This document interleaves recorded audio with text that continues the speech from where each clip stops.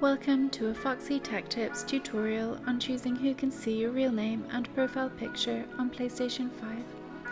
If you find this video helpful, please consider subscribing to my channel and liking the video.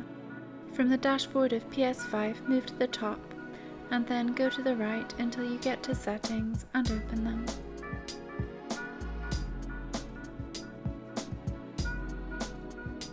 In Settings, open Privacy.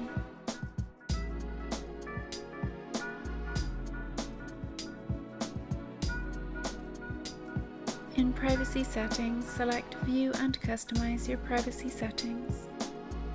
The first section here is called your real name and profile picture. Change these options to your liking to control who can see your profile picture and real name on PlayStation. And that draws an end to this tutorial. Please like the video if you found it helpful and subscribe to Foxy Tech Tips for more PS5 tips and tricks.